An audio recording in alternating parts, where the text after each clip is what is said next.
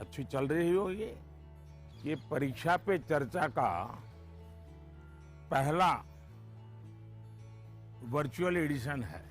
अब जानते हैं हम पिछले 1 साल से कोरोना के बीच जी रहे हैं और उसके कारण हर किसी को नया नया इनोवेशन करना पड़ रहा है। मुझे भी आप लोगों से मिलने का मोह इस बार छोड़ना पड़ रहा है और मुझे भी एक नए फॉर्मेट में आपके बीच आना पड़ रहा है और आपसे रूबरू न मिलना, आपके चेहरे की खुशी न देखना, आपका उमंग और उत्साह न अनुभव करना, ये अपने आप में मेरे लिए बहुत बड़ा लॉस है। लेकिन फिर भी परीक्षा तो है ही है, आप है, मैं हूं, परीक्षा है, तो फिर अच्छा ही है कि हम परीक्षा पे चर्चा कंटिन्यू करेंगे और इस साल भी ब्रेक नहीं लेंगे। अभी हम अपनी बातचीत का सिलसिला शुरू करने जा रहे हैं। एक बात मैं शुरू में जरूर देशवासियों को भी बताना चाहता हूं और गार्डियंस को बताना चाहता हूं, टीचर्स को बताना चाहता हूं। ये परीक्षा पे चर्चा है, लेकिन सिर्फ परीक्षा की ही चर्चा नहीं है। बहुत कुछ बातें हो सकती हैं। एक हल्का फुल्का माहौल बनाना है, एक नया आत्मविश्वास पैदा करना है और जैसे अपने घर में बैठ के बातें करते हैं, अपनों के बीच बात करते हैं, यार दोस्तों के साथ बात करते हैं, आइए हम भी ऐसे ही बात करेंगे आज।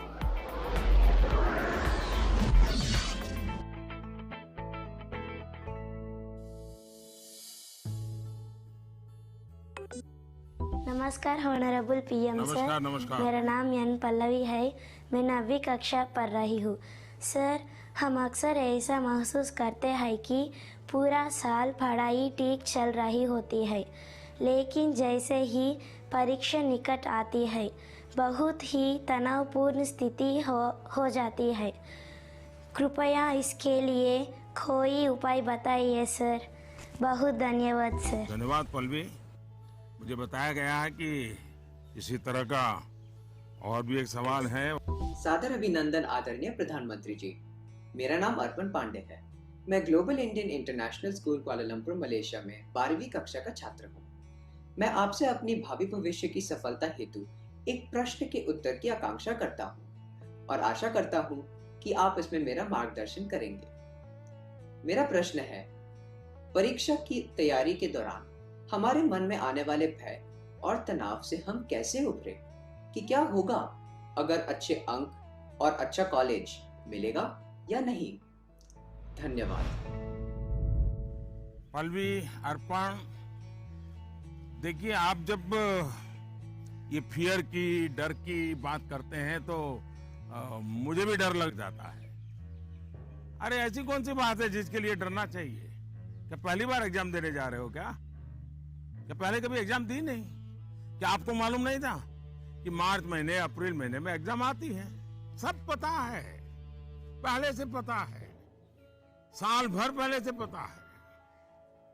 अचानक तो नहीं आया है, और जो अचानक नहीं आया है, कोई आसमान नहीं टूट पड़ा है। इसका मतलब हुआ कि आपको डर एग्जाम का नहीं है, आपको डर किसी और का है। और वो क्या है? आपके आसपास एक माहौल बना दिया गया है कि यही एग्जाम सब कुछ है, यही जिंदगी है। और इसके लिए पूरा सामाजिक वातावरण, कभी कभी स्कूल का वातावरण भी, कभी कभी माँ बाप भी, कभी अपने रिश्तेदार भी एक ऐसा माहौल बना देते हैं, ऐसी चर्चा करते हैं कि जैसे कोई बहुत बड़ी घटना से आपको गुजरना है, बहुत बड़े संकट से गुजरना है। मैं उन सब से कहना चाहूंगा, खास करके मैं पेरेंट्स से कहना चाहता हूं, आपने क्या करके रख दिया है? मैं समझता हूं कि ये सबसे बड़ी गलती है। हम आवश्यकता से अधिक ओवर कॉन्शियस हो जाते हैं, हम थोड़े ज्यादा ही सोचने लग जाते हैं। और इसलिए मैं समझता हूं कि जिंदगी में ये कोई आखिरी मुकाम नहीं है। ये जिंदगी बहुत लंबी है, बहुत पड़ाव आते हैं। एक छोटा सा पड़ाव है।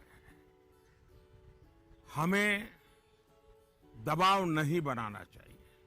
चाहे टीचर हो, स्टूडेंट हो, परिवारजन हो, यार दोस्त हो, अगर बाहर का दबाव कम हो गया, खत्म हो गया, तो एग्जाम का दबाव कभी महसूस नहीं होगा। कॉन्फिडेंस फलेगा, फूलेगा, प्रेशर रिलीज हो जाएगा, डिक्रीज हो जाएगा, और बच्चों को घर में सहज तनाव मुक्त जीना चाहिए। छोटी मोटी हल्की फुल्की बातें जो रोज करते थे वैसी करनी चाहिए। देखिए दोस्तों, पहले क्या होता था, पहले माँ बाप बच्चों के साथ ज्यादा इन्वॉल्व रहते थे और सहज भी रहते थे और कई विषयों पर इन्वॉल्व रहते थे। आज जो भी इन्वॉल्व रहते हैं वो ज्यादातर कैरियर, एग्जाम, पढ़ाई, किताब, सिलेबस, मैं उसको सिर्फ इन्वॉल्वमेंट नहीं मानता हूं। और इससे इन्हें अपने बच्चों के असली सामर्थ्य का पता नहीं होता है। अगर माँ बाप ज्यादा इन्वॉल्व है तो बच्चों की रुचि, प्रकृति, प्रवृत्ति, इस सब को अच्छी तरह समझते हैं और जो कमियां हैं उन कमियों को समझ करके उसको भरने की कोशिश करते हैं। और उसके कारण बालक का कॉन्फिडेंस लेवल बढ़ता है, उसकी स्ट्रेंथ माँ बाप को पता है, उसकी वीकनेसेस माँ बाप को पता है, और उसके कारण माँ बाप समझते हैं कि ऐसे समय वीकनेसेस को बाजू में करो, स्ट्रेंथ को जितना बल दे सकते हो दो। लेकिन आज कुछ माँ बाप इतने व्यस्त हैं कि उन्हें बच्चों के साथ रियल सेंस में इन्वॉल्व होने का समय ही नहीं मिलता। इसका परिणाम क्या होता है, आज बच्चे के सामर्थ्य का पता लगाने के लिए पेरेंट्स को एग्जाम के रिजल्ट का शीट देखना पड़ता है, और इसलिए बच्चों का आकलन भी बच्चों के रिजल्ट तक ही सीमित हो गया है। मार्क्स के परे भी बच्चे में कई ऐसी चीजें होती हैं जिन्हें पेरेंट्स मार्क ही नहीं कर पाते हैं। साथियों, हमारे यहाँ एग्जाम के लिए एक शब्द है कसौटी। मतलब खुद को कसना है। ऐसा नहीं है एग्जाम आखिरी मौका है, बल्कि एग्जाम तो एक प्रकार से एक लंबी जिंदगी जीने के लिए अपने आप को कसने का उत्तम अवसर है, एक अपॉर्चुनिटी है। समस्या तब होती है जब हम एग्जाम को ही जैसे जीवन के सपनों का अंत मान लेते हैं, जीवन मरण का प्रश्न बना देते हैं। दरअसल एग्जाम जीवन को गढ़ने का एक अवसर है, एक अपॉर्चुनिटी है, एक मौका है। उसे उसी रूप में लेना चाहिए। एक्चुअली हमें अपने आप को कसौटी पर कसने के मौके खोजते ही रहना चाहिए, ताकि हम और बेहतर कर सकें। हमें भागना नहीं चाहिए। आइए दोस्तों, अगले सवाल की तरफ बढ़ते हैं। माननीय प्रधानमंत्री जी, नमस्कार। मेरा नाम पुण्य सुन्या है। मैं कक्षा 11वीं की छात्र हूँ। मेरे विद्यालय का नाम विवेकानंद केंद्र विद्यालय निर्जुली, डिस्ट्रिक्ट पापुमपारे, स्टेट अरुणाचल प्रदेश है। माननीय प्रधानमंत्री जी, कुछ सब्जेक्ट्स और कुछ चैप्टर्स है जिनको लेकर मैं सहज नहीं हूँ। उनसे पीछा छुड़ाने में लगी रहती हूँ। मैं चाहे कितनी भी कोशिश क्यों ना करूँ, मैं उन्हें पढ़ नहीं पाती हूँ। शायद ये इसलिए होता है क्योंकि मुझे उनसे डर लगता है। सर, इस स्थिति को कैसे दूर किया जा सकता है? धन्यवाद सर। चलिए, आंध्र से हम मलेशिया से अब अरुणाचल पहुंच गए, और मुझे बताया गया है कि इसी प्रकार का कोई और एक सवाल भी है। माननीय प्रधानमंत्री जी नमस्कार। मेरा नाम विनीता गर्ग है और मैं SRDAV पब्लिक स्कूल में 25 वर्ष से कार्यरत हूँ। मेरा प्रश्न है, कुछ सब्जेक्ट्स ऐसे हैं जिसमें कई स्टूडेंट्स को डर का सामना करना पड़ता है, इस वजह से वह इनसे बचते हैं। इसके बारे में इतिहास या गणित जैसे विषयों के शिक्षक अच्छी तरह से समझ सकते हैं। टीचर के तौर पर इस स्थिति को और बेहतर बनाने के लिए हम क्या कर सकते हैं? ये कुछ अलग प्रकार का ही विषय मेरे सामने आया। मैं कोशिश करूंगा कि स्टूडेंट्स के मन को छू सकूं और टीचर्स की बात पर गौर के साथ कुछ समाधान बता सकूं। आप दोनों ने किसी खास सब्जेक्ट या चैप्टर से डर की बात कही है। आप लोग अकेले नहीं हैं जिनको इस स्थिति का सामना करना पड़ता हो। हकीकत तो यह है कि दुनिया में एक भी इंसान ऐसा नहीं मिलेगा जिसके ऊपर ये बात लागू न होती हो। मान लीजिए आपके पास बहुत ही बढ़िया 5-6 शर्ट है, लेकिन आपने देखा होगा एक या 2 शर्ट आपको इतने पसंद आते होंगे, बार बार पहनते हैं। इसका मतलब ये नहीं कि बाकी सब बेकार हैं, फिटिंग ठीक नहीं है, ऐसा नहीं है। उन 2 इतने अच्छे लगते हैं कि आप उसको बार बार पहनते हैं। कई बार तो माँ बाप भी इन चीजों के लिए गुस्सा करते हैं कि कितनी बार इसको पहनोगे। अभी 2 दिन पहले तो पहना था। पसंद नापसंद मनुष्य का स्वभाव है और कभी कभी पसंद के साथ लगाव भी हो जाता है। और इसमें डर की, दुविधा की क्या बात है कि हमने डरना चाहिए? दरअसल होता क्या है, जब आपको कुछ चीजें ज्यादा अच्छी लगने लगती हैं तो उनके साथ आप बहुत कंफर्ट हो जाते हैं, बहुत कंफर्टेबल लगता है, सहज हो जाते हैं। लेकिन जिन चीजों के साथ आप सहज नहीं होते, उनके तनाव में आपकी 80% एनर्जी आप उसी में लगा देते हैं।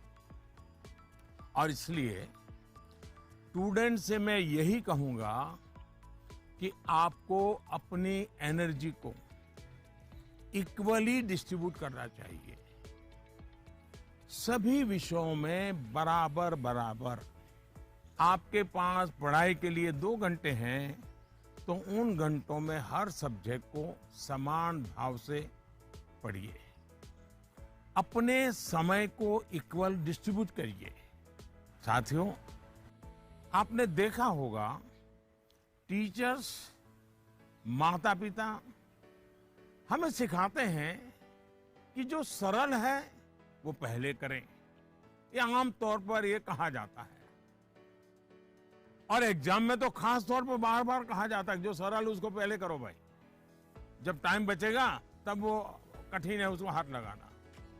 लेकिन पढ़ाई को लेकर मैं समझता हूं ये सलाह आवश्यक नहीं है और उपयोगी भी नहीं है।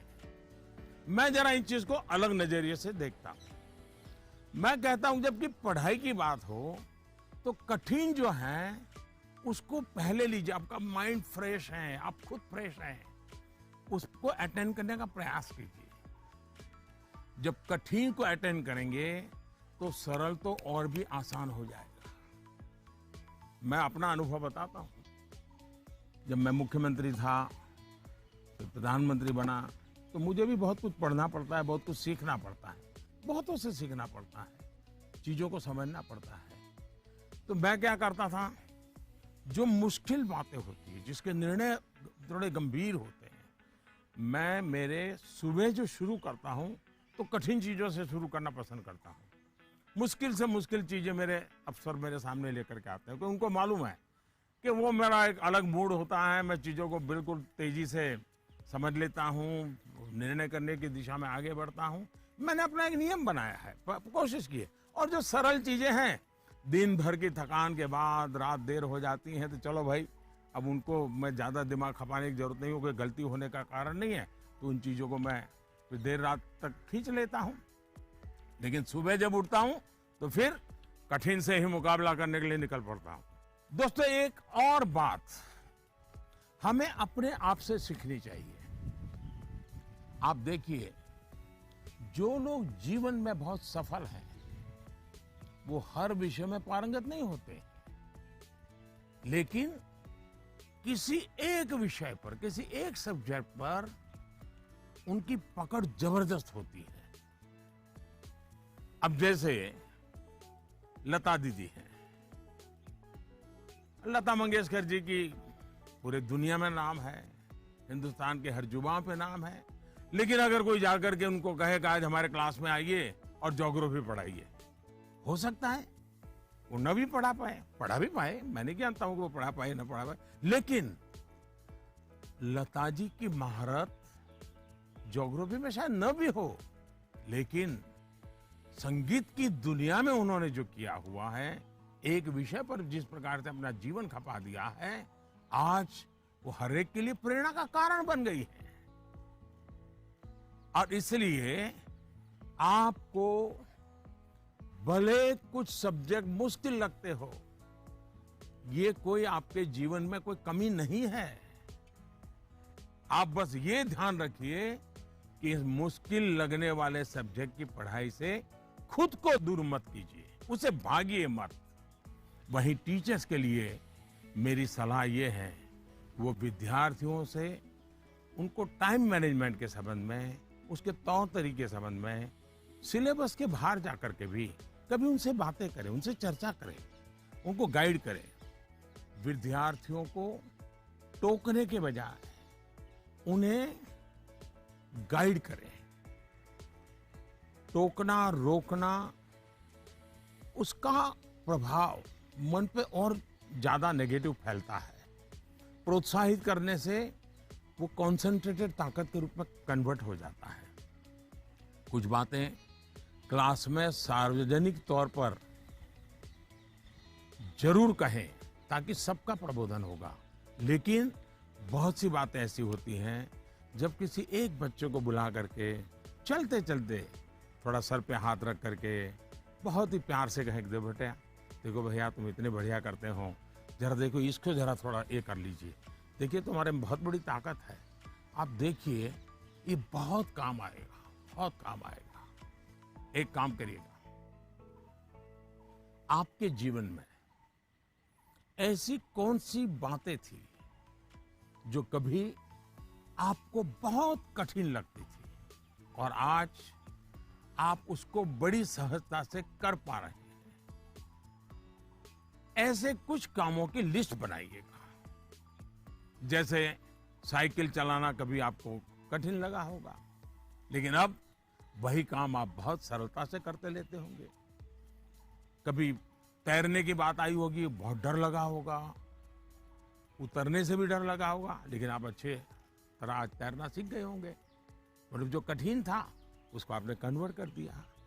आपके जीवन में ऐसी सैकड़ों चीजें होगी, अगर आप ये याद करके जरा किसी कागज पर लिख लेंगे तो कभी आपको किसी को भी, मुझसे भी कठिन वाला सवाल पूछना ही नहीं पड़ेगा, क्योंकि कभी कोई चीज आपको कठिन लगेगी ही नहीं। मुझ पे भरोसा कीजिए दोस्तों, एक बार करके देखिए। Honorable Prime Minister Ji, Vanakkam. I am Neelanand, studying 12th standard in Vivekananda Kendra Vidyalaya Metric Higher Secondary School, Kanyakumari. Dear sir, during this pandemic situation, after the online classes, we all get more free time than usual. I would like to know how can we make the best use of our free time. My thanks to our Honorable Prime Minister for giving this opportunity. वणक्कम। Mummy पापा को पता चलेगा ना कि आप परीक्षा के समय में खाली समय की बात कर रहे हैं, तो फिर देखिए क्या क्या होता है। खैर, मुझे ये सवाल बहुत अच्छा लगा कि आप एग्जाम के समय भी खाली समय पर ध्यान दे रहे हैं, खाली समय पे चर्चा कर रहे हैं। देखिए दोस्तों, खाली समय, इसको खाली मत समझिए। ये खजाना है, खजाना। खाली समय एक सौभाग्य है, खाली समय एक अवसर है। आपकी दिनचर्या में खाली समय के पल होने ही चाहिए, वरना तो जिंदगी एक रोबोट जैसी हो जाती है। दरअसल खाली समय दो तरह के हो सकते हैं। एक जो आपको सुबह से ही पता है कि आज आप 3 से 4 बजे तक फ्री हैं, या आने वाले रविवार को आप आधा दिन फ्री हैं, या आप 4 तारीख को छुट्टी है, आप दोपहर तक आपके पास कोई काम नहीं, आपको पता है। लेकिन दूसरा वो जिसका पता आपको लास्ट मोमेंट में चलता है। अगर आपको पहले से ही पता है कि मेरे पास खाली समय है, तो आप अपने पेरेंट्स या अपने बहन भाई से कह सकते हैं कि मैं आपकी हेल्प करूंगा। आपको क्या काम करना है, आप क्या कर रहे हैं, मैं क्या हेल्प कर सकता हूं। दूसरा, आप सोचें कि ऐसी कौन सी चीजें हैं जो आपको खुशी देती हैं। थोड़ा भारी भरकम शब्द है स्वांतः सुखाय, जिसमें से आपको सुख मिलता है, आपको आनंद मिलता है, आपके मन को बहलाती हैं। आप ऐसा भी कुछ कर सकते हैं। अब आपने मुझे पूछा है तो मैं भी सोचता हूं कि मैं क्या करना पसंद करता हूं। मैंने अपनी दिनचर्या में ऑब्जर्व किया है कि अगर मुझे थोड़ा सा भी खाली समय मिल जाए और अगर झूला है तो मेरा मन करता है कुछ पल में झूले पर जरूर बैठूं। बहुत थकान है और 5 मिनट का भी समय मिल गया, या फिर मैं कोई काम भी कर रहा हूं, तो अपने खाली समय में झूले पर बैठकर, पता नहीं क्या कारण है, लेकिन मेरा मन प्रफुल्लित हो जाता है। जब आप खाली समय अर्न करते हैं तो आपको उसकी सबसे ज्यादा वैल्यू पता चलती है। इसलिए आपकी लाइफ ऐसी होनी चाहिए कि जब आप खाली समय अर्न करें तो आपको असीम आनंद दें। यहां यह भी ध्यान रखने की जरूरत है कि खाली समय में किन चीजों से बचना चाहिए, नहीं तो वही चीज सारा समय खा जाएगी, पता भी नहीं चलेगा, और अंत में रिफ्रेश रिलैक्स होने के बजाय आप तंग आ जाएंगे, थकान महसूस करने लगेंगे। एक और मुझे लगता है कि खाली समय में हमें अपनी क्यूरियोसिटी, जिज्ञासा बढ़ाने की और ऐसी कौन सी चीजें हम कर सकते हैं जो शायद बहुत प्रोडक्टिव हो जाएगी। आपकी माँ या पिता अगर खाना बना रहे हैं, उसे ऑब्जर्व कीजिए।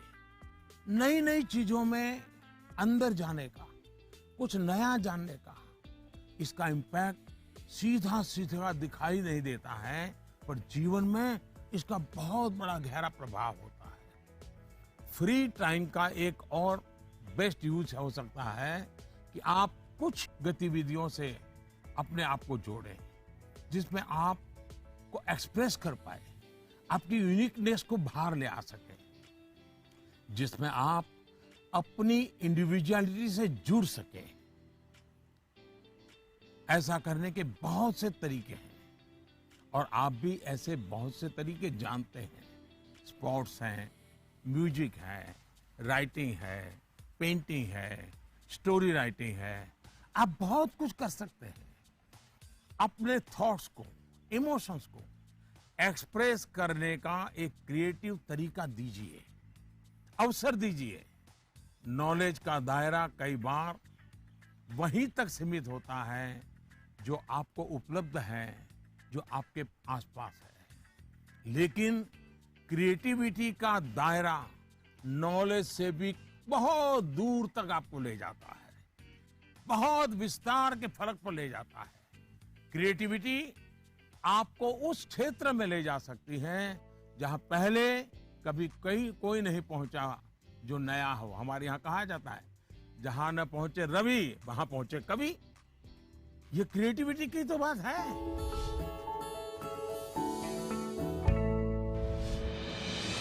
With the world's largest COVID vaccination drive, India is leading the way.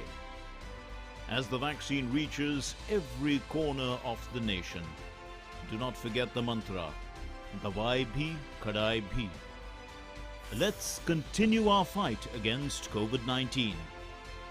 Vaccination along with social distancing, sanitization and masks. Mask up, India! Put your mask on and cover your nose and be safe. Mask Up India.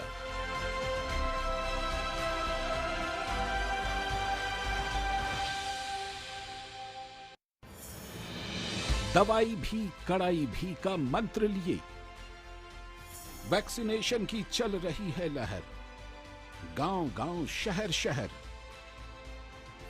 लेकिन जब इतना किया है सब्र, तो थोड़े और समय रखें कोरोना पर कड़ी नजर। ना छोड़ें 2 गज दूरी, सैनिटाइजेशन और मास्क की सावधान डगर। रहें इस खतरे से सचेत हर प्रहर। कोरोना को हराना है तो मास्क जरूर लगाना है। Mask up, India!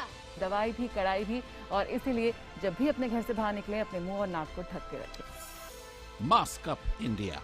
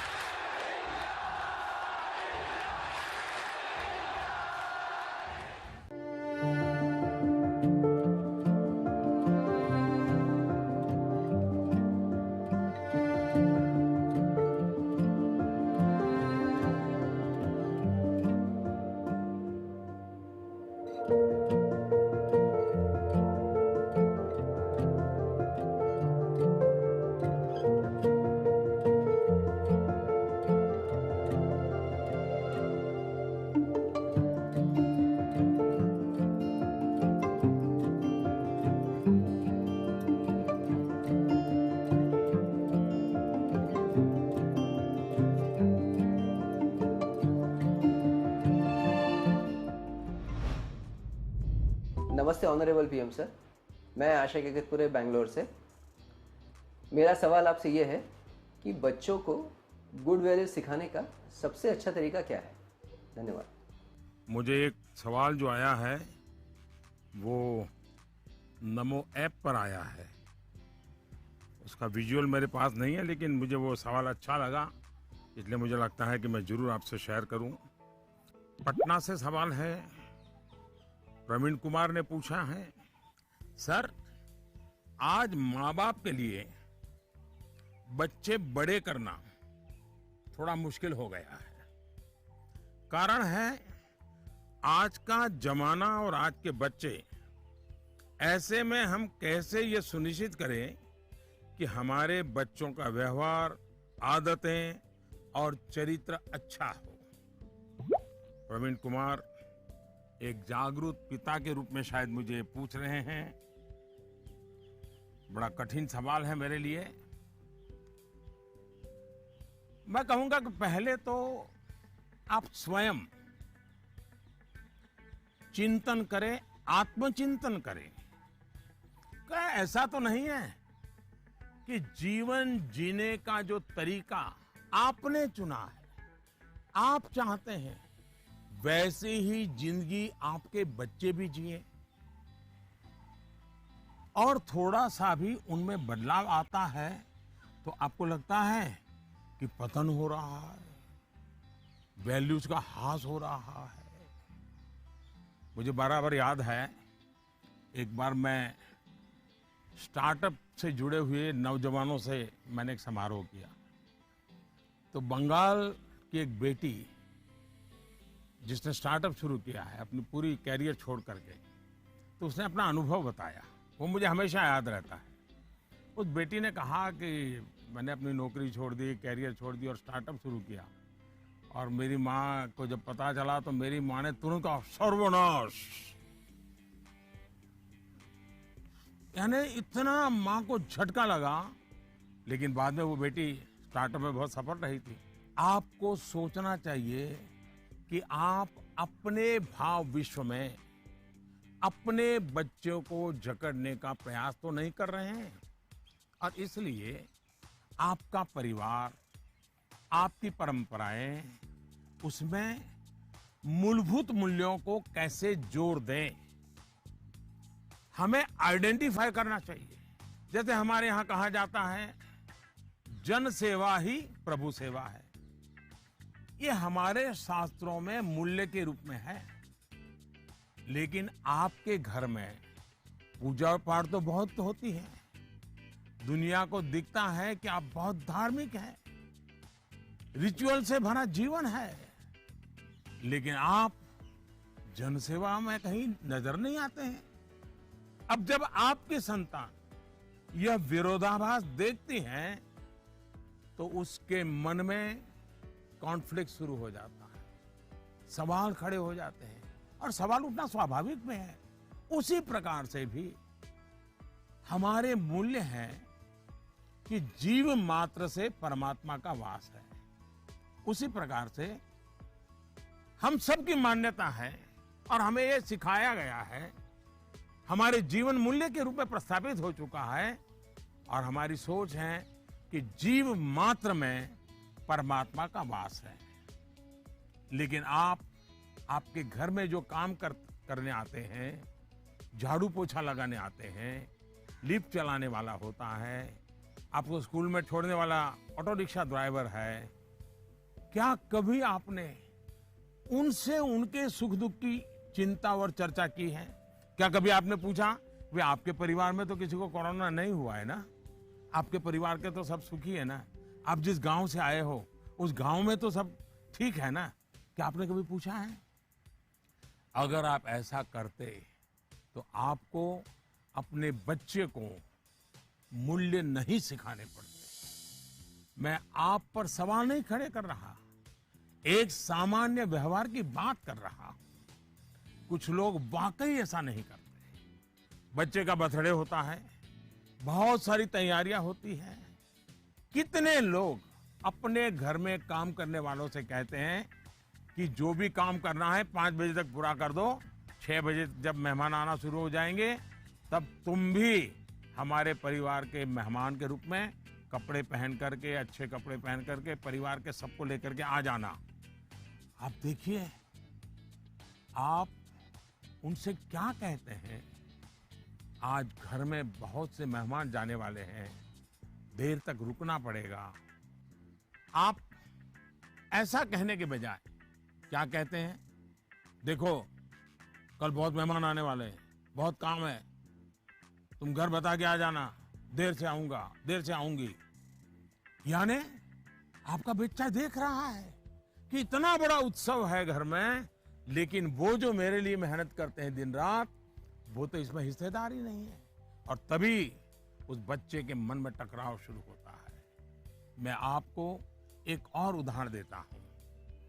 हम कहते हैं बेटा बेटी एक समान, ये मूल्य है हमारे यहां देव रूप की जो कल्पना की गई है उसमें स्त्री भगवान का उतना ही महत्व है। लेकिन हमारे घर के वातावरण में बेटे और बेटी के बीच जाने अनजाने में जो ट्रीटमेंट किया जाता है उसमें असमानता होती है।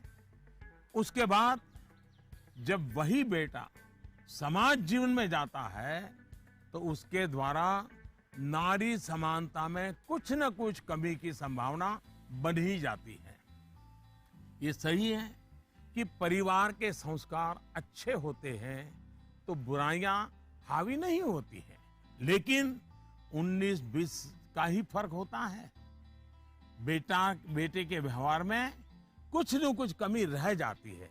इसलिए हमने जो अपना भाव विश्व बनाया हुआ है वो जब व्यवहार की कसौटी पर खरा नहीं उतरता है तब बच्चों के मन में अंतर्द्वंद शुरू हो जाता है।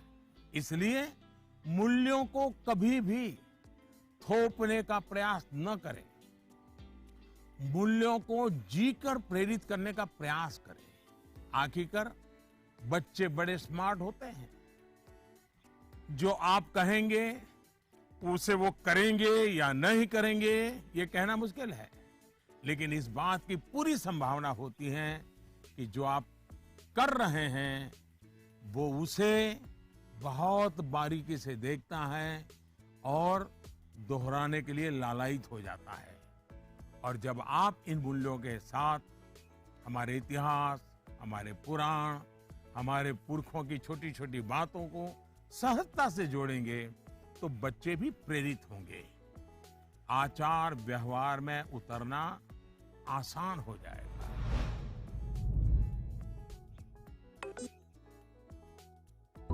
नमस्कार सर, मैं प्रतिभा गुप्ता, कुंदन विद्या मंदिर लुधियाना से।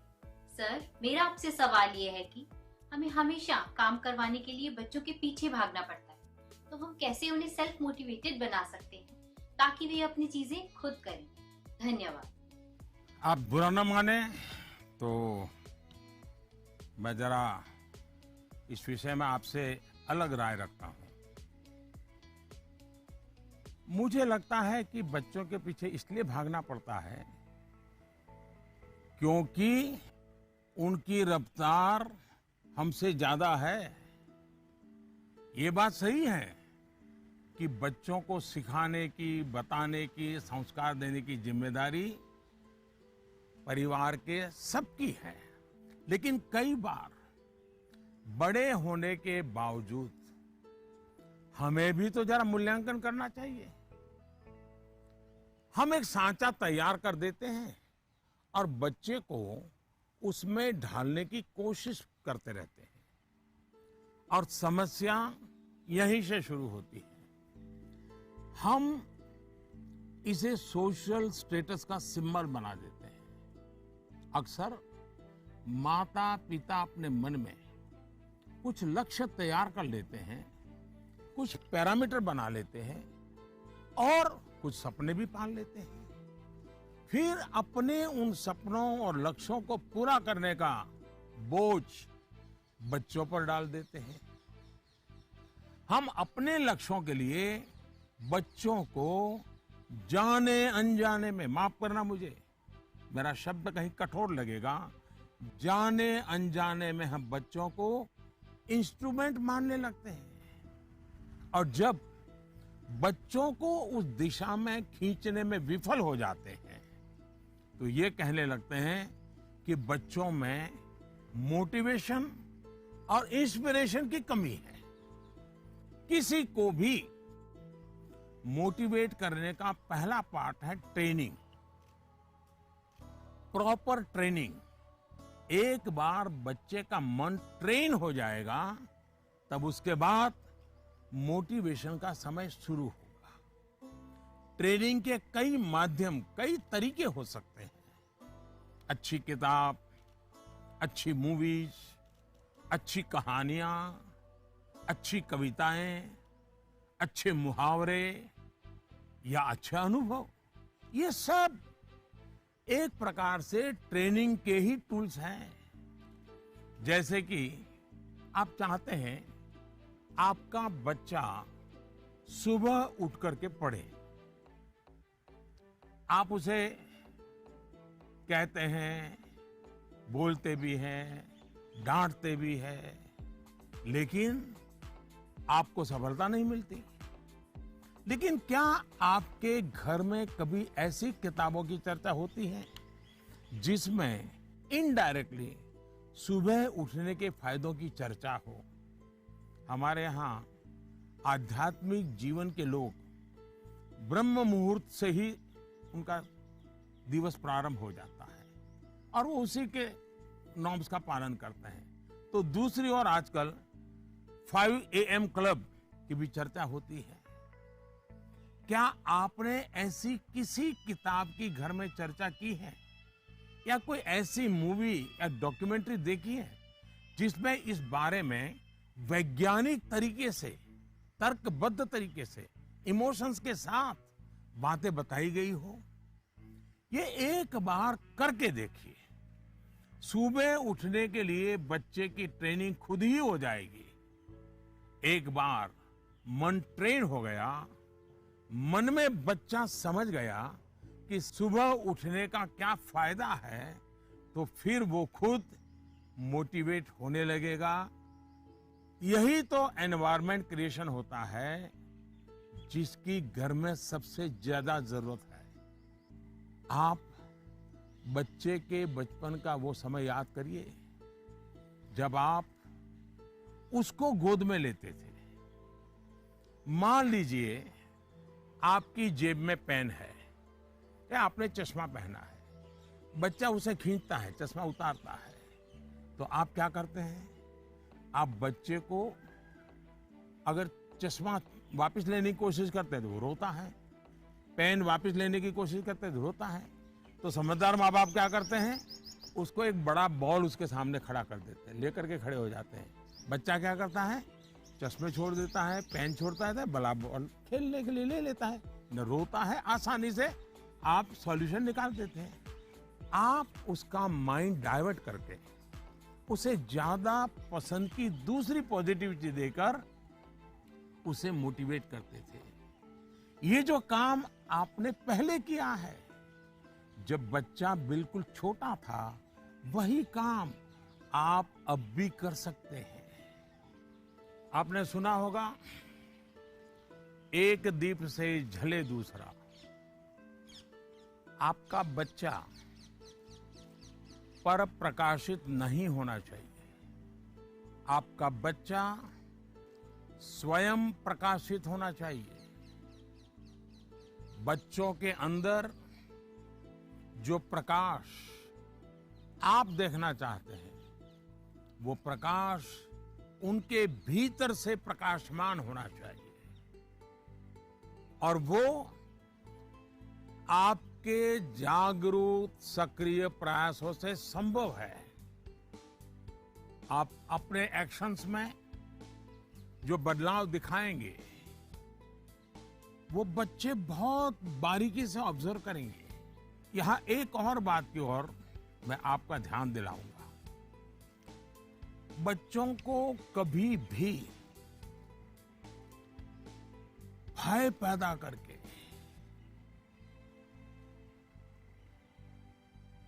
ये होगा तो ये होगा, ऐसा होगा तो ऐसा होगा, कृपा करके ऐसी कोशिश मत कीजिए।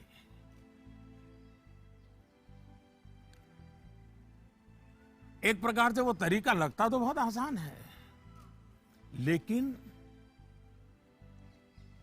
इससे एक तरह से नेगेटिव मोटिवेशन की संभावनाएं बढ़ जाती है। जैसे ही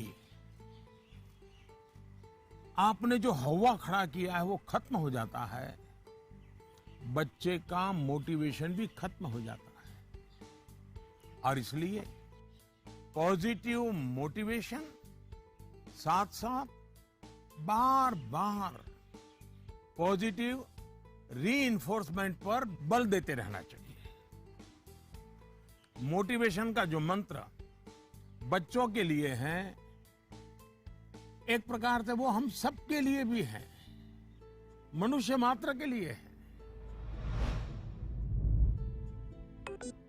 Namaste Prime Minister sir, my name is Tanay and I am a student of Salmia Indian Model School, Kuwait. Sir, I have a question to ask you, that how to prepare ourselves for the battle of life. Thank you sir. NaMo app पर मसूरी उत्तराखंड श्रीमान अशरफ खान ने लिखा है, sir हम सब जब अपने बड़े कजिन्स या दोस्तों से बात करते हैं तो वो कहते हैं कि अभी स्कूल में तो तुमने जीवन देखा ही कहाँ है, जीवन की असली कसौटी तो स्कूल से बाहर निकल करके होगी। मेरा सवाल यह है कि आज हम अपने आप को कल की चुनौतियों के लिए कैसे तैयार करें। तनय, आप तो कुवैत से मुझसे बात कर रहे हो, लेकिन तनय कभी किसी ने इस बात को मार्क किया है कि तुम्हारे जो आवाज है वो गॉड गिफ्टेड है? क्या कभी तुम्हारे माँ बाप ने, कभी आपके दोस्तों ने, कभी आपके टीचर्स ने कभी कहा है कि आपका ध्यान गया है? आज आपका सवाल सुनने के बाद, खैर रिकॉर्डेड है, लेकिन मैं पक्का मानता हूं कि आपको एक बहुत ही विशिष्ट प्रकार की आवाज परमात्मा ने दी है। कभी उस पर ध्यान दीजिए, ये आपकी बहुत बड़ी विरासत बन सकती है। खैर, मैं तनय की बातों की ओर चला गया, लेकिन जो सवाल आपने पूछे हैं, पहली बात तो ये कि जो लोग आपको ये कहते हैं उनके कहने का तरीका भले ऐसा होता है कि वो आपको सलाह दे रहे हैं, लेकिन मन के भीतर की सच्चाई को देखें तो वो अपने आप को हीरो बनाने की कोशिश कर रहा होता है, या फिर वो अपनी असफलताओं को इसलिए बड़ा बनाकर दिखाता है ताकि उसे एक एस्केप रूट मिल सके, और इसलिए वो दिखाता है कि उसके सामने बहुत बड़ी बड़ी चुनौतियां हैं। इस विषय में मेरा सीधा सीधा मंत्र है, एक कान से सुनिए और दूसरे कान से निकाल दीजिए। हाँ, ये सवाल बहुत स्वाभाविक है कि 10वीं या 12वीं के बाद क्या? ये हर बच्चे के मन में होता है, और न मैं इससे इनकार कर सकता हूं और न कोई और उससे इनकार कर सकता है। बहुतों के लिए ये सवाल चिंता और निराशा फैलाने वाला हो सकता है। दुर्भाग्य से आज के चकाचौंध भरे युग में सेलिब्रिटी के कल्चर के कारण और उसका प्रभाव होने के कारण स्टूडेंट लाइफ में एक धारणा बन गई है कि जो टीवी पर आता है, जिसकी अखबारों में चर्चा होती है, वैसा कुछ बनना है, वैसा कुछ करना है। ये बुरी बात नहीं है, लेकिन जीवन की सच्चाई से ये बहुत दूर है। ये जो प्रचार माध्यमों में 1000-2000 लोग हमारे सामने आते हैं, दुनिया इतनी छोटी नहीं है। इतनी बड़ी विश्व व्यवस्था, इतना लंबा मानव इतिहास, इतनी तेजी से हो रहे परिवर्तन बहुत सारे अवसर लेकर के आते हैं। जीवन की सच्चाई ये है कि जितने लोग हैं उतनी विभिन्नताएं हैं, जितने लोग हैं उतने अवसर भी है। हमें अपनी जिज्ञासा का दायरा बहुत बड़ा करने की आवश्यकता है, उसको विस्तार देने की आवश्यकता है, और इसलिए आवश्यक है कि 10वीं क्लास में, 12वीं क्लास में भी आप अपने आसपास के जीवन को ऑब्जर्व करना सीखिए। आपके आसपास इतने सारे प्रोफेशन है, नेचर ऑफ जॉब्स है, और बदलते हुए नेचर ऑफ जॉब्स हैं। खुद को ट्रेन करिए, अपनी स्किल बढ़ाइए और उसका लाभ उठाइए।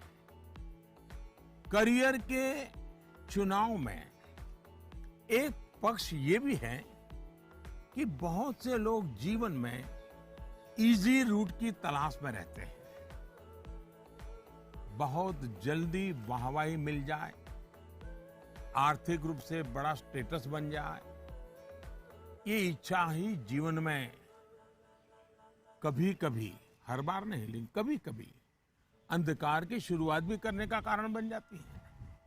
फिर ये अवस्था ऐसी होती है जिसमें सपने पालना और देखना जरा अच्छा लगता है, सपनों में खोए रहना अच्छा लगता है। सपने देखना अच्छी बात है, लेकिन सपने को लेकर के बैठे रहना और सपनों के लिए सोते रहना, ये तो सही नहीं है। सपनों से आगे बढ़कर अपने सपनों को पाने का संकल्प, ये बहुत महत्वपूर्ण है।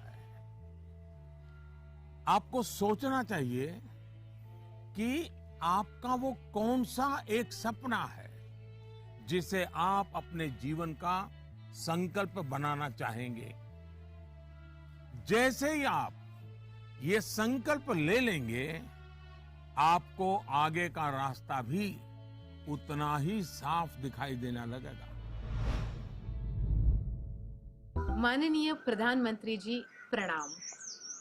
माफ करिएगा, मेरा सवाल परीक्षा पे आधारित नहीं है, पर कृपया करके आप इस पे हंसिएगा नहीं। आजकल के बच्चे प्रॉपर खाना नहीं खाना चाहते, सारा टाइम चिप्स, चॉकलेट और जंक पे उनका ध्यान रहता है।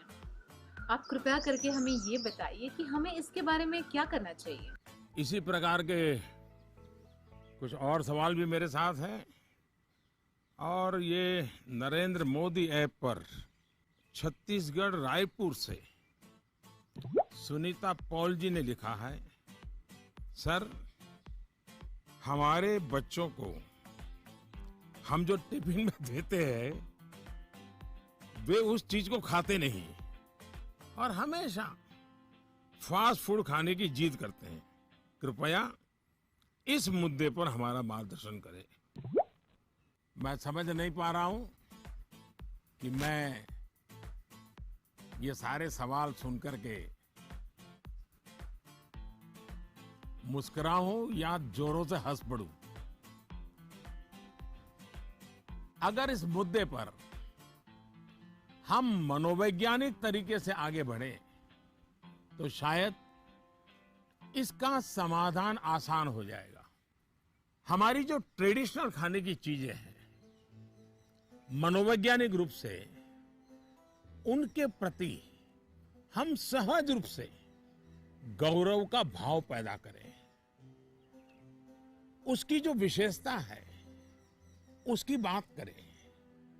खाना पकाने की हमारी जो प्रक्रिया है, किचन की जो एक्टिविटी है, वो घर के बाकी सदस्यों को पता होनी चाहिए कि कितनी मेहनत करने के बाद खाना पकता है। बच्चों के सामने भी ये सारी बातें चर्चा में लानी चाहिए। कैसे खाना पकता है, कितनी देर लगती है, कितने इंग्रेडिएंट्स होते हैं, उन्हें महसूस होगा कि आखिर कितनी मेहनत का काम होता है और तब जाकर के मेरी थाली भरती है। दूसरा, आज के जमाने में खाने पीने की बहुत सारी वेबसाइट है, हेल्दी फूड की भी कोई कमी नहीं है। क्या हम इनसे भी जानकारियां जुटाकर ऐसी चीजों को लेकर कोई गेम डेवलप कर सकते हैं जो हम हफ्ते में एक बार खेल सकें? जैसे गाजर है, कैरेट, उसके इंपॉर्टेंस पर हम बोलें, उसके क्या फायदे होते हैं, क्या लाभ होते हैं, क्या न्यूट्रिएंट्स होते हैं, ऐसा करके देखें। दूसरा, हम सबके घर में जो फैमिली डॉक्टर हैं, वो डॉक्टर एक प्रकार से मित्र होते हैं। जब कभी उनका घर आना हो तो उनकी बातें पूरा परिवार सुने कि किस प्रकार के खाने का क्या महत्व है, न्यूट्रिएंट्स कहां से मिलते हैं, क्या खाना चाहिए, वो बता सकते हैं कि आपके घर में क्या प्रॉब्लम हेरिडिटरी है और उनसे बचने के लिए क्या खाना आवश्यक है। इससे भी बच्चों को फायदा होगा। तीसरा, आप टीचर से रिक्वेस्ट कर सकते हैं कि आप बच्चों में ये क्या आपको तकलीफ हो रही है, खास करके खाने के विषय में, टीचर को समझाइए, टीचर को विश्वास में लीजिए। अब देखिए, टीचर बड़ी कुशलता से कथा कहते कहते, बात करते करते, हंसी मजाक में उसके दिमाग में भर देगा कि ये क्यों करना चाहिए। और टीचर के कहने का बच्चों पर अलग ही असर होता है। हमें भी कुछ कुछ नए एक्सपेरिमेंट करते रहना चाहिए। मैंने काफी ऐसे उदाहरण देखे हैं जहां परिवार में ट्रेडिशनल खाना ही बच्चों को मॉडर्न रंग रूप में बनाकर दिया जाता है, तो उससे बच्चों में भी उसको लेकर एक स्वाभाविक आकर्षण पैदा होता है। खैर, ये मेरे सिलेबस के बाहर का विषय है, लेकिन हो सकता है शायद मेरी कुछ बातें काम आ जाए आपको।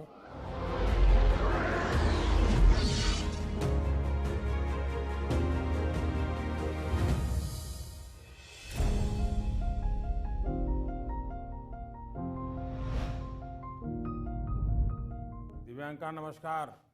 दिव्यांका क्या पढ़ती हो? जी सर, मैं कॉमर्स की छात्रा हूँ। और पुष्कर की ही रहने वाली हो? जी सर। तो पुष्कर की कोई पवित्र चीज का मुझे वर्णन करोगी? क्या है पुष्कर की विशेषता? पुष्कर में एकमात्र ब्रह्मा मंदिर है। हाँ। और जो पुष्कर राज है वह 68 तीर्थों का गुरु है। अच्छा, ब्रह्मा का क्या रोल रहा है? जी, उन्होंने पृथ्वी को क्रिएट किया है। अच्छा बताइए दिव्यांका, क्या सवाल था आपके मन में? सर, मेरे कुछ मित्र ऐसे हैं जिनकी मेमोरी एवरेज है। वे किसी भी विषय को कितना भी पढ़ ले, वे परीक्षा में उसे याद नहीं रख पाते हैं। सर, वे ऐसा क्या करें कि वे उस विषय को याद रख सके? अच्छा, तो आपको मेमोरी की जड़ी बूटी चाहिए। जी सर। देखिए दिव्यांका, आप सबसे पहले अपनी डिक्शनरी से इस शब्द को डिलीट कर दीजिए। आप सोचिए ही नहीं कि आपके पास याद करने की शक्ति नहीं है। अगर आप खुद से जुड़ी कुछ घटनाओं को देखें तो आपको पता चलेगा कि वास्तव में आपको बहुत सारी चीजें याद रहती हैं। जैसे आपकी मदर टंग।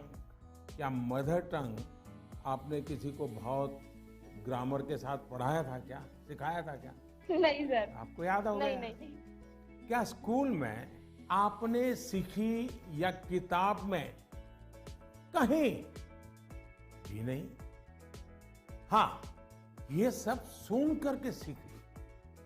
तो यही वो चीजें हैं, जरा सोचिए कि आपको जो पसंद है, क्या इन चीजों को याद रखने के लिए आपने कभी कोशिश की थी? वो बातें जिनसे आप पूरी तरह जुड़ गए हैं, मग्न हो गए हैं, वो बातें जो आपका हिस्सा बन गई हैं, आपके विचार प्रवाह का हिस्सा बन गई हैं, उन्हें आप कभी नहीं भूलते हैं। दूसरे शब्दों में कहूं तो ये मेमोराइज नहीं है, एक्चुअली ये इंटरनलाइज है। और इंटरनलाइज करना यही इसका एक अच्छा रास्ता है। और इसलिए आपको याद करने पर जोर देने के बजाय आपको उसे जीने की कोशिश करनी चाहिए। सहजता, सरलता, समग्रता के साथ। आपके पास भी वही सारी शक्तियां हैं जो किसी बहुत टैलेंटेड व्यक्ति के पास होती है। सोचिए, अपने भाई या बहन के साथ अगर आपका झगड़ा हुआ हो तो वो आपको एकदम याद रहता है, आप उसे भूलते नहीं है। यहाँ तक कि आपको यह भी याद रहता होगा कि उस समय आपने, आपके भाई बहन ने कौन से कपड़े पहने थे, आप खड़े खड़े लड़ रहे थे कि दौड़ते हुए लड़ रहे थे, सब याद होगा, एक एक वाक्य याद होगा। जी सर। यानी इसका एक मतलब यह है कि आप उसमें फुली इन्वॉल्व थे, आप उस क्षण को पूरी तरह जी रहे थे। साफ है कि चीजें याद रहे, प्रॉपरली रिकॉल कर सके, उसके लिए आप जिस क्षण में हैं उस क्षण में ही रहना और उसमें पूरी तरह से इन्वॉल्व रहना बहुत जरूरी है। यानी हम पढ़ाई कर रहे हैं, किताब हाथ में है और मन है खेल के मैदान में, सहेलियों के साथ, दोस्तों के साथ, फिर तो मामला गड़बड़ हो जाता है। आगे जाकर आप में से कोई विद्यार्थी अगर साइकोलॉजी पढ़ेगा तो उसमें मेमोरी बाय एसोसिएशन का कंसेप्ट विस्तार से समझाया जाएगा। आप याद कीजिए कि स्कूलों में सुबह असेंबली में राष्ट्रगान होता है। अब जन गण मन हर कोई गाता है, लेकिन क्या कभी आपने जनगण मन गाते समय आपने उस राष्ट्रगान के साथ देश में ट्रैवल किया क्या? आप उसके साथ जो शब्द आते हैं उन शब्दों के साथ अपने आप को विजुलाइज कर पाए कि नहीं कर पाए? पंजाब को, गुजरात को, महाराष्ट्र को, बंगाल को मन ही मन राष्ट्रगान गाते समय ट्रैवल किया क्या? आपको एकदम से याद होना शुरू हो जाएगा। मन ही विजुलाइज करेंगे तो आपको अच्छे से याद रह जाएगा। इसका तो एक फायदा और होगा, आप इस देश के साथ भी एकाकार होते चले जाएंगे। यानी इन्वॉल्व, इंटरनलाइज, एसोसिएट और विजुलाइज। मेमोरी को शार्प करने के लिए इस फॉर्मूले पर आप चल सकते हैं। मैं आपको एक और उदाहरण देता हूं। आपके पास नोटबुक्स होती हैं, अलग अलग विषयों की किताबें होती हैं। आप जब भी घर से निकले ये तय करके निकले कि बैग में इतने नंबर पर इस विषय की नोटबुक होगी और इतने नंबर पर इस विषय की किताब होगी। चौथे नंबर पे हो सकती है, तीसरी पर हो जाए। और आपने अगर 3 नंबर पर हिस्ट्री की किताब रखी है, 5 नंबर पर भूगोल की किताब रखी है, तो जब भी आप हिस्ट्री की किताब निकालने जाएं तो बिल्कुल आंख बंद करके 3 नंबर की किताब निकालते हैं आप। देखिएगा आपका कॉन्फिडेंस लेवल कितना बढ़ जाएगा। चलिए, मुझे अच्छा लगा, आपसे बात करने का मौका मिला और मैं राजस्थान के लोगों को भी और पुष्कर की पवित्र धरती को भी आज यहाँ से नमन करता हूँ। बहुत बहुत धन्यवाद।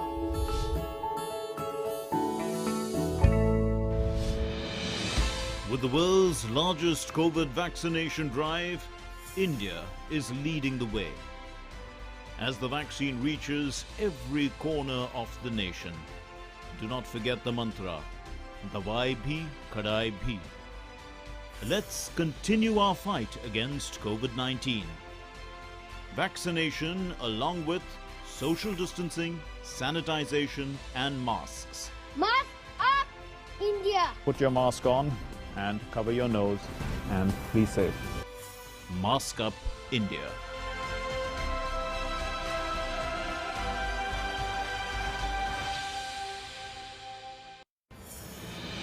दवाई भी कड़ाई भी का मंत्र लिए वैक्सीनेशन की चल रही है लहर, गांव गांव शहर शहर। लेकिन जब इतना किया है सब्र तो थोड़े और समय रखें कोरोना पर कड़ी नजर। ना छोड़ें 2 गज दूरी, सैनिटाइजेशन और मास्क की सावधान डगर। रहें इस खतरे से सचेत हर प्रहर। कोरोना को हराना है तो मास्क जरूर लगाना है। Mask up India. दवाई भी, कड़ाई भी, और इसीलिए जब भी अपने घर से बाहर निकले अपने मुंह और नाक को ढक के रखें। Mask up India.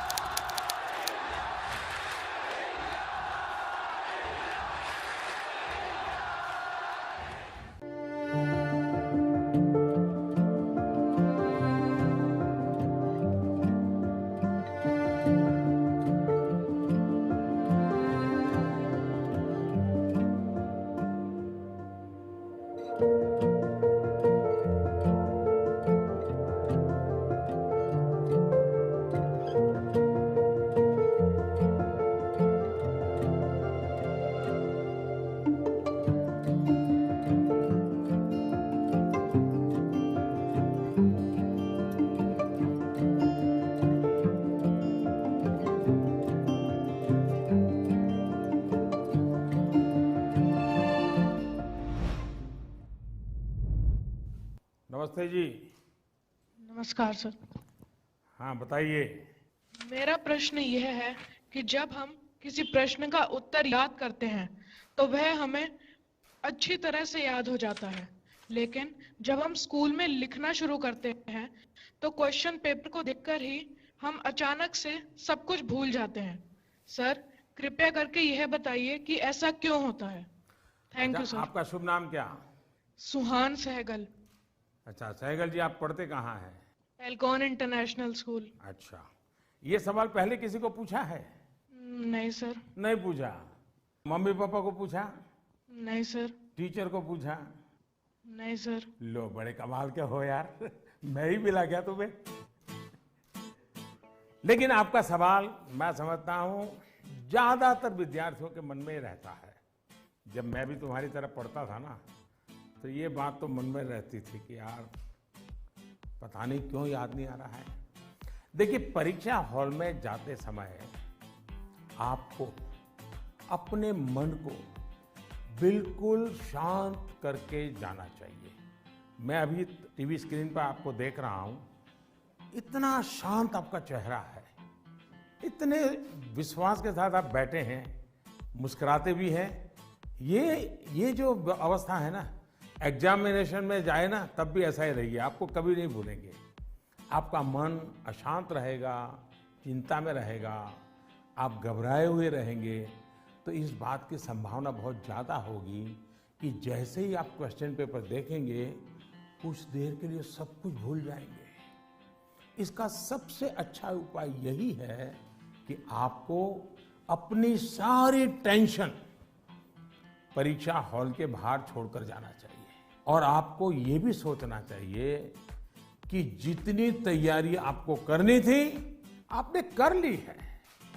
अब आपका फोकस प्रश्नों के अच्छे से उत्तर देने में होना चाहिए। आप इस बात से भी नहीं घबराइए कि कुछ नया आ गया तो क्या होगा, कुछ ऐसा आ गया जो आपने पढ़ा ही नहीं है तो क्या होगा।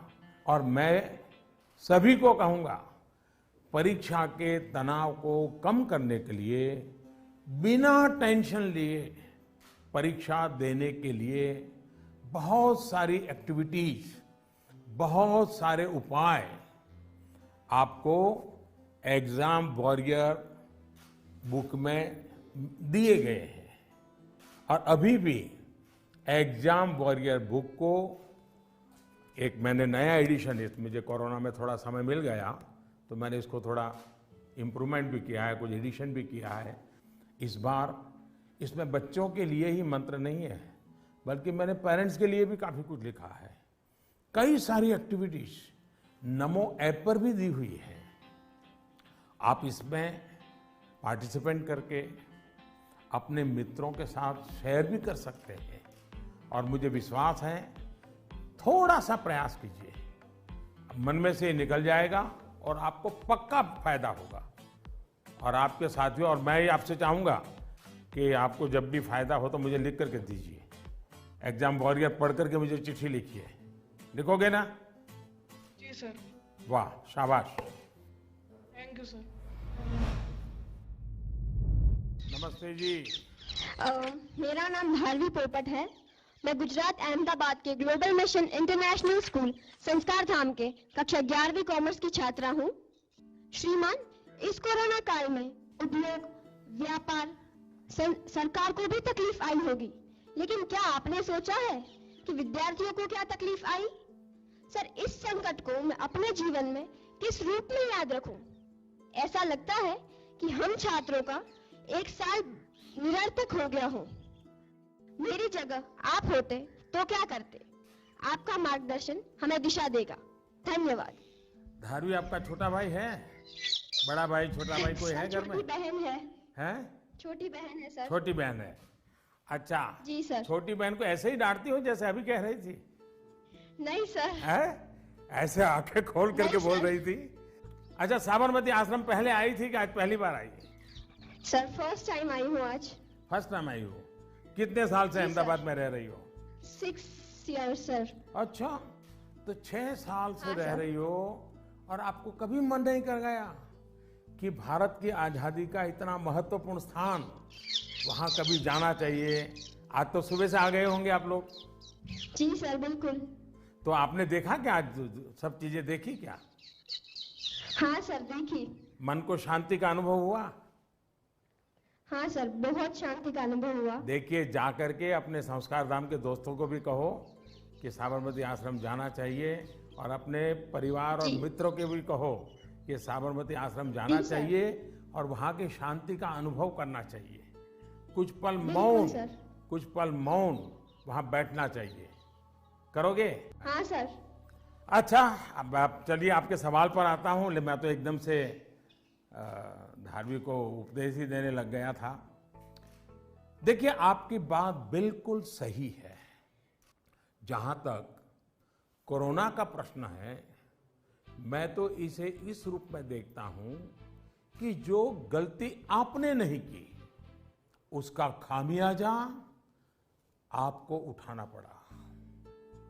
ये आपके लिए जीवन की एक सीख है कि कई बार जीवन में बहुत कुछ अचानक घटता है, अकल्पनीय घटता है, और इन घटनाओं पर आपका कोई नियंत्रण नहीं होता है। कोरोना में भी हम कह सकते हैं कि बच्चों का, युवाओं का जो नुकसान हुआ है वो बहुत बड़ा है। बचपन के लिए तो 1 साल का नुकसान बड़ी इमारत की नींव में एक खालीपन जैसा है। इस कमी को भरना आसान नहीं है। स्कूल एज मतलब हंसना, खेलना, मिट्टी में खेलना, मिट्टी उछालना, गर्मी, सर्दी, बरसात, हर चीज का आनंद, दोस्तों के साथ, क्लासरूम में, टीचर के साथ गप्पे मारना, बातें करना, घर की छोटी सी भी घटना चारों दौर एकदम से बता देना, उनके बीच रहना, ये सब जीवन की विकास यात्रा के लिए बहुत अनिवार्य होता है। इन सब चीजों से आप सहज ही कितना कुछ सीख सकते हैं। आपको भी लगता ही होगा, कोरोना काल के पहले का समय आप याद करते होंगे तो सोचते होंगे कि कितना कुछ मिस किया है। लेकिन कोरोना काल में अगर काफी कुछ खोया है तो बहुत कुछ पाया भी है। कोरोना की सबसे पहली सीख तो यही है कि आपने जिस चीज को, जिन जिन लोगों को मिस किया, उनकी आपके जीवन में कितनी बड़ी भूमिका है, ये इस कोरोना काल में ज्यादा पता चला है। आपको इस बात का एहसास हुआ कि किसी को भी फॉर ग्रांटेड नहीं लेना चाहिए। खेलकूद हो, स्कूल में फिजिकल क्लासेस हो, या फिर आपके घर के पास सब्जी बेचने वाले, कपड़े प्रेस करने वाले, पास के बाजार के दुकानदार, जिन लोगों को, जिन बातों को आपने रूटीन समझ लिया था, उनका जब मिस करते हैं तब उनका सबका महत्व हम सबको अनुभव होता है, आपको भी पता चला है। इसलिए इस दिशा में आपको लगातार जागरूक रहना चाहिए और लाइफ लॉन्ग इस लेसन को याद रखना चाहिए। कोरोना के बाद भी इन चीजों की उपेक्षा नहीं करनी चाहिए। वहीं आपको यह भी याद रहना चाहिए, जीवन को सच्चे अर्थ में जीने के लिए कितनी कम चीजों की जरूरत होती है। दूसरा, इस एक साल में आपको कहीं ना कहीं जाने अनजाने में आपको खुद के भीतर झोंकने का, खुद को जानने का एक अवसर भी मिला होगा। कोरोना काल में एक और बात ये भी हुई है कि हमने अपने परिवार में एक दूसरे को ज्यादा नजदीकी से समझा है।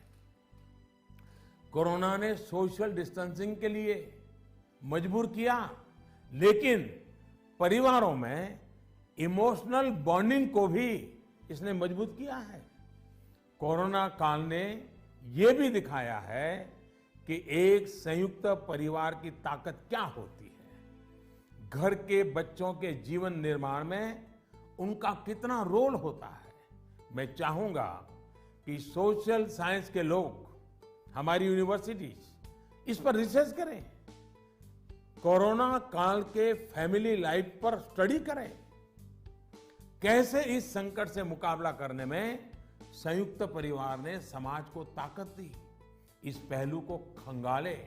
कोरोना आने के बाद ये जो आयुर्वेदिक काढ़ा, पौष्टिक भोजन, साफ सफाई, इम्यूनिटी, ऐसे अनेक महत्वपूर्ण विषयों पर हम सबका ध्यान गया है। इन सब के लिए लोगों ने जो जो किया, वो अगर पहले से करते आ रहे होते तो शायद परेशानी इससे भी कम होती। लेकिन अच्छा है, अब ये बदलाव लोगों ने अपने जीवन में शामिल कर लिया है, और इसलिए मैं यही कहूंगा, ये बहुत बड़ी बात है कि परिवार के बच्चे ऐसे गंभीर पहलुओं पर सोच रहे हैं, बात कर रहे हैं। धन्यवाद बेटा, धन्यवाद। नमस्कार। प्रति माननीय प्रधानमंत्री महोदय, সকলো অসমবাসী ৰাইজৰ ফালৰ পৰা মই অভিনন্দন জ্ঞাপন কৰিলোঁ। माननीय प्रधानमंत्री महोदय, मैं कृष्टि सैकिया केंद्र विद्यालय IIT गुवाहाटी की 10वीं कक्षा की छात्रा हूँ और समस्त असमवासियों की ओर से आपको प्रणाम। सर, नई पीढ़ी की एक बच्चे के तौर पर हम अपने पेरेंट्स और अपने बीच की जनरेशन गैप को हमेशा कम करना चाहते हैं। तो प्राइम मिनिस्टर साहब, हम ये किस प्रकार कर सकते हैं? कृपया अपने मार्गदर्शन दीजिए। क्या नाम बताया बेटा? Sir, Christy Saikia. इतनी बढ़िया हिंदी कैसे बोल लेती हो? धन्यवाद सर। चलिए, आपका सवाल तो बहुत अच्छा है। एक विद्यार्थी के रूप में आपने जो सवाल पूछा है, उसके लिए मैं आपकी बहुत सराहना करता हूं। ये बताता है कि आप उस मुद्दे को लेकर कितने संवेदनशील हैं। आप न केवल इस विषय को समझ रहे हैं, बल्कि दो पीढ़ियों के बीच जनरेशन गैप कम हो, इसका भी प्रयास कर रहे हैं। लेकिन मुझे पेरेंट्स से इस विषय पर बात करनी है। एक बात जो पेरेंट्स को डिसाइड करनी है, क्या वो बुढ़ापे की ओर जाना चाहते हैं या फिर अपनी उम्र कम करना चाहते हैं। और आप भी बेटा अपने मम्मी पापा को जरूर ये सवाल पूछना। अगर पेरेंट्स बुढ़ापे की तरफ जाना चाहते हैं तो बेशक अपने बच्चों के साथ डिस्टेंस बना लें, गैप बढ़ाते रहें। अगर आपको नवजीवन की ओर आगे बढ़ना है, अपनी उम्र घटानी है, युवा बने रहना है, तो आप अपने बच्चों के साथ गैप कम कीजिए, क्लोजनेस बढ़ाइए। ये आपके फायदे वाला है। आप याद करिए, जब आपका बच्चा 1 साल की उम्र का था तो आप उसके साथ कैसे बातें करते थे? तब आप उसे हंसाने के लिए कैसी कैसी आवाजें निकालते थे? आप अपने चेहरे के भांति भांति के एक्सप्रेशन बनाकर कैसे उससे बात करते थे? ऐसा करते हुए क्या कभी आपने सोचा कि कोई देखेगा तो क्या कहेगा? कभी आपने सोचा कि लोग आपको ऐसा करते हुए देखेंगे तो ये कहेंगे ये कैसे चेहरे बना रहा है, कैसी आवाज निकाल रहा है?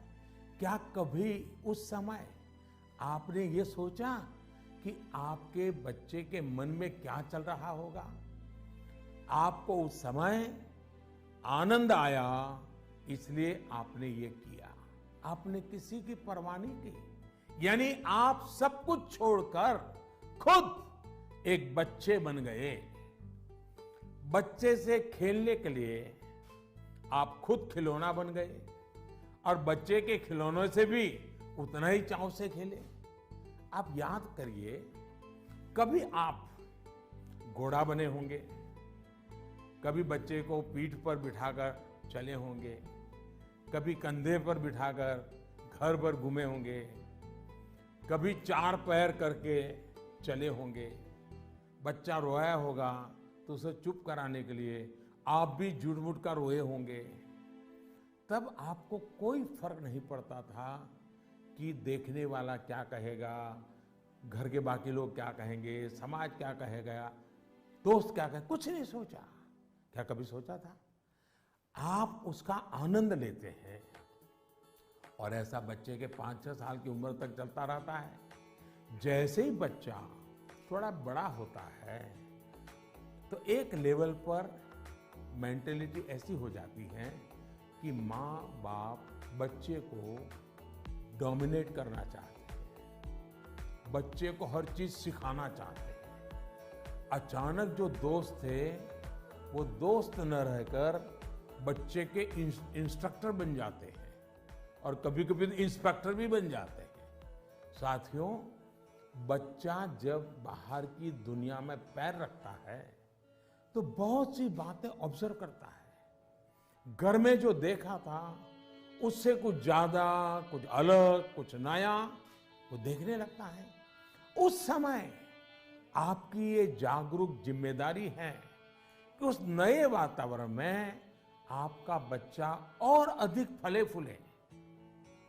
और इसका उत्तम तरीका है कि आप उसके मन से जुड़े, उसके मन से ही करें और उसकी हर बात को इमोशनली अटैच होकर के सुने। ऐसे नहीं फोन कर रहे हैं और वो बोल रहा है, ऐसा नहीं होना चाहिए। बिल्कुल उसके साथ जुड़िए। आपको जो पसंद नहीं, अगर वो काम आपका बच्चा करके आया है तो उसको डांटिए मत, टोकिए मत, बस सुनते रहिए। सुनते समय उसको लगना चाहिए कि आप उसको कितना प्यार करते हैं। हाँ, लेकिन जो चीज अच्छी नहीं है उसको मन में रजिस्टर करके रखिए। और ये ग्रोइंग एज के बच्चों के लिए करना बहुत जरूरी होता है। आप जितना हो सके उसकी बात सुनिए, उसकी बात समझिए। आप इंस्ट्रक्टर बनकर उसे सुबह से शाम तक क्या करना है ये मत समझाइए। बार बार ये मत पूछिए कि मैंने ये कहा था, क्या क्या किया। बस अपनी आंखें खुली रखिए, कान खुले रखिए, उस पर ध्यान रखिए। उसमें सुधार से जुड़ी जो बातें आपने रजिस्टर की हैं, जो आपको ठीक नहीं लगा, उसे ठीक करने के लिए बहुत विचार करके एक एनवायरनमेंट क्रिएट करिए ताकि उसे खुद ही लगे कि वो कहाँ गलत कर रहा है। जब माँ बाप बच्चों के साथ हम उम्र बनकर ही जुड़ते हैं तो कोई इश्यू नहीं होता है। जैसे बच्चा कोई नया गाना सुन रहा है, कोई नया म्यूजिक सुनकर आनंद ले रहा है, तो आप भी उसके साथ उस आनंद में शामिल होने की कोशिश करिए। आप उसको मत कहो कि 30 साल पहले हमारे जमाने में तो वो गाना था, हम वो बजाएंगे। नहीं, ऐसा मत करो। वो जो गाना उसको पसंद है आप उससे जुड़िए, आनंद लीजिए ना। ये समझने की कोशिश तो करिए कि आखिर ऐसा क्या है उस गाने में कि आपका बच्चा उसे पसंद कर रहा है। लेकिन होता क्या है कि हम देखते हैं ठीक इसी समय कुछ माता पिता ये कहने लगते हैं कि ये क्या बेकार का गाना सुन रहे हो, असली म्यूजिक तो हमारे समय में होता था। अब तो जो बनता है वो सिर्फ शोर शराबा होता है। होता क्या है कि बच्चा आप आकर के आपको कोई बात बताता है। वो बताता है कि आज स्कूल में हमने ये किया, तो कहीं आप अपनी ही कहानी लेकर तो नहीं बैठ जाते हैं कि अरे ये तो ऐसे ही, क्या है, क्या नई चीज है, ये तो वैसा ही है। अपने बच्चे के साथ उसकी जनरेशन की बातों में उतनी ही दिलचस्पी दिखाइएगा, आप उसके आनंद में शामिल होंगे तो आप देखिएगा जनरेशन गैप कैसे खत्म हो जाती है। और शायद जो बात आप कहना चाह रहे हैं वो उसके समझ में भी आ जाए। और इसलिए जनरेशन गैप को कम करने के लिए बच्चों और बड़ों को एक दूसरे को समझना होगा, खुले मन से गपशप करनी होगी, खुलकर बातें करनी होगी, समझना होगा, सुनना होगा और फिर आपको बदलने की तैयारी भी रखनी होगी। चलिए, असम से इतना बढ़िया सवाल मुझे मिला, जरा मैं लंबा ही जवाब दे गया, लेकिन मुझे अच्छा लगा। बहुत बहुत धन्यवाद बेटा। धन्यवाद सर। Namaste sir. नमस्ते। I am Shreyan Roy of class 10. I study in Central Model School, Barakpur, Kolkata. Sir, in the exam season, what scares us more is that what happens after exam. What will happen if our result does not come so good? Is failure in examination is actually the failure in our life too? अरे यार, ऐसा कैसे सोचते हो, हैं? अगर आप exam warrior किताब पढ़ते तो ये सारे सवालों के जवाब आप खुद ही लोगों को दे देते। लेकिन आपका सवाल महत्वपूर्ण है और शायद ऐसे सवाल बार बार उठते भी हैं और बार बार जवाब देने भी होते हैं। एक बार कहने से बात बनने वाली नहीं है। और मैं ये बात पूरे खुले मन से कहना चाहता हूं कि दुर्भाग्य से शिक्षा के क्षेत्र में और पारिवारिक जीवन में सोचने का दायरा इतना सिमट गया है। परीक्षा में आपके जो नंबर आए वो आपकी योग्यता का पैमाना नहीं हो सकते। भारत ही नहीं, दुनिया में आप ऐसे बहुत से सफल लोगों को देखेंगे जो क्लास में नंबरों में भले अच्छे नहीं थे, लेकिन आज वो अपनी फील्ड में सर्वश्रेष्ठ हैं। ये परीक्षा सिर्फ एक पड़ाव है। इस परीक्षा में नंबर कम आने का मतलब ये नहीं होना चाहिए कि आपके जीवन में बहुत बड़ा नुकसान हो गया। हाँ, भविष्य में आपको जिस एक चीज से आपको बचकर रहना चाहिए उसके बारे में मैं आपको जरूर बताऊंगा। एक नई तरह की कुरीति आ रही है समाज में, जिसे हम डेस्टिनेशन फीवर कह सकते हैं। मतलब दूसरे अगर किसी एक डेस्टिनेशन पर हैं तो उन्हें देखकर अपना डायरेक्शन तय करना। आपका कोई रिश्तेदार कहीं जाकर सफल हुआ, आपको लगता है वहां जाकर आप भी सफल हो जाएंगे। कोई असफल हुआ तो आपको लगता है हम भी उसी फील्ड में गए तो असफल हो जाएंगे। हमें लगता है वो स्टूडेंट इस दिशा में गया, इस क्षेत्र में गया, ये बना, उस क्षेत्र में उसने ये नाम कमाया, तो हम भी वही करेंगे, तभी हमारा जीवन सफल होगा। ये सोच सही नहीं है दोस्तों। इसी सोच का परिणाम है कि बहुत से स्टूडेंट्स इतने तनाव में जी रहे हैं। आप जो पढ़ते हैं वो आपके जीवन की सफलता और विफलता का पैमाना सिर्फ यही एकमात्र नहीं हो सकता। आप जो जीवन में करेंगे वो आपकी सफलता और असफलता को तय करेंगे। आप लोगों के प्रेशर, सोसाइटी के प्रेशर, माता पिता के प्रेशर, इन सब से बाहर निकलिए। हमें पोटेंशियल को जानने के लिए मैदान में कूदना ही पड़ता है। मुझे लगता है कि आपको अपना जवाब मिल गया होगा। साथियों, मुझे बहुत अच्छा लगा आप सबसे वर्चुअली मिलने का मुझे मौका मिला। मैं आप सबका बहुत बहुत धन्यवाद करता हूं। वाकई मुझे बहुत आनंद आया। आप सबसे बात करना मेरे लिए भी एक उमंग से कम नहीं होता है, आनंद से कम नहीं होता है। मुझे लगता है कि आप सभी को भी जरूर उसमें से कुछ न कुछ बातें काम आएगी।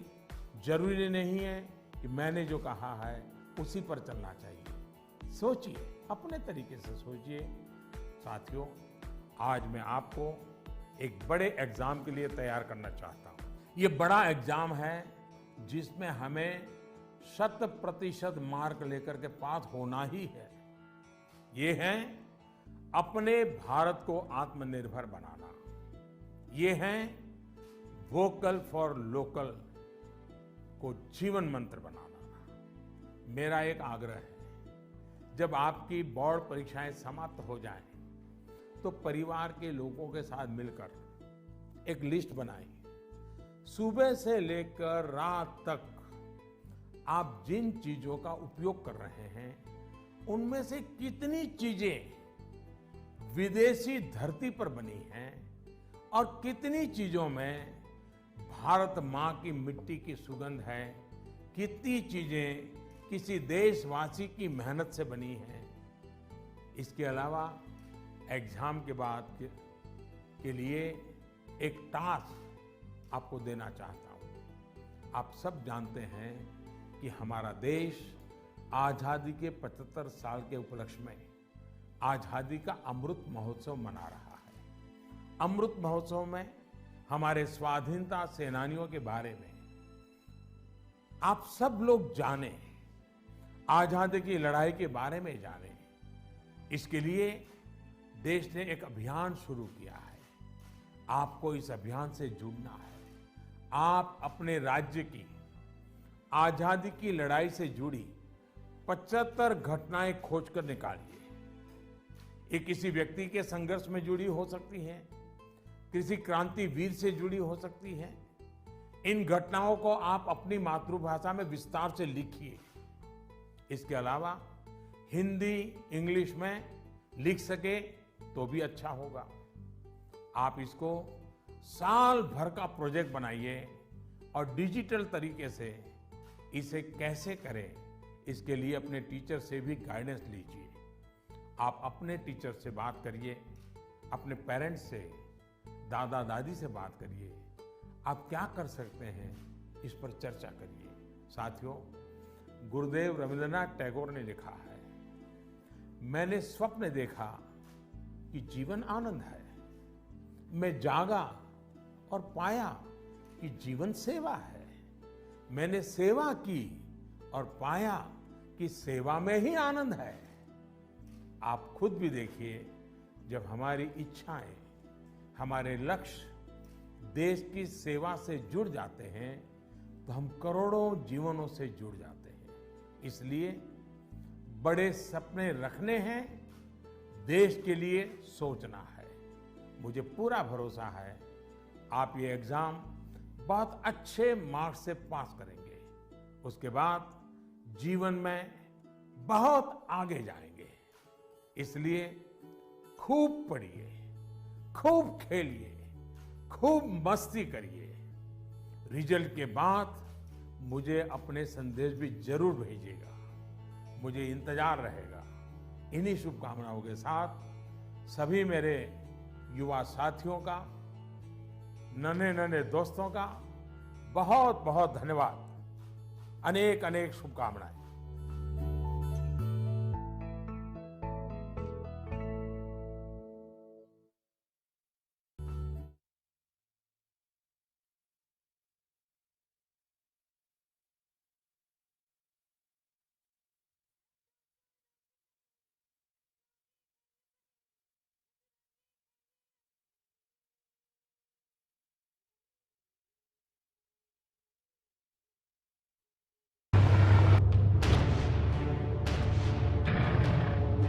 उन्नीस 1971 का